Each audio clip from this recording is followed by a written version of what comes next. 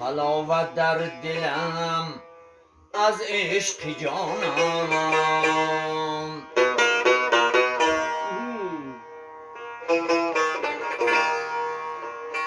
زی وصلت گشتم چون غنچه خندم.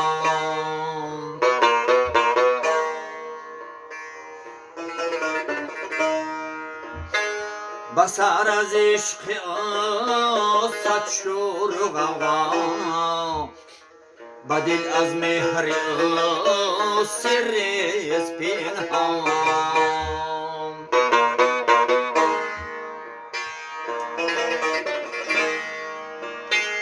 بسر از عشق صد شور و غوغا، به دل از مهر سر از پنهان.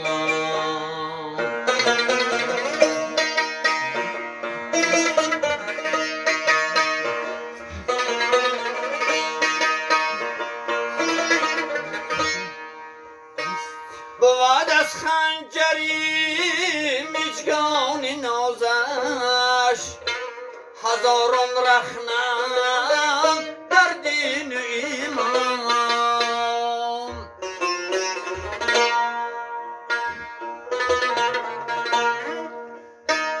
چه خوش باشد شود وصلش میسر، سخنها گویم از هر باب چندان.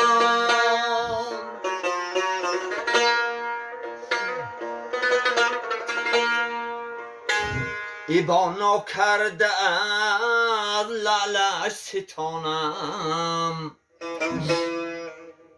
اجازت گردهد بوس بدندان.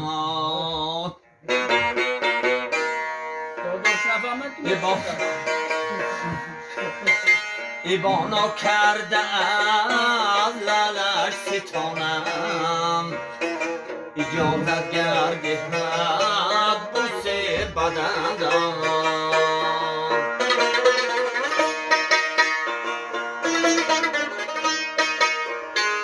نیم از عاشقانی به مروت، که روبم خاک راهش را به مژگان.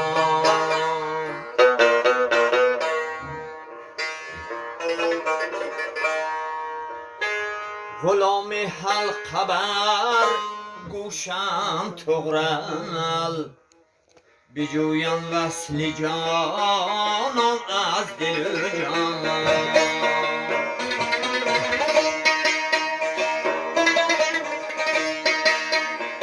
غلام حلقه بر گوش است تغرل، بجوید وصل جانم از دل جان.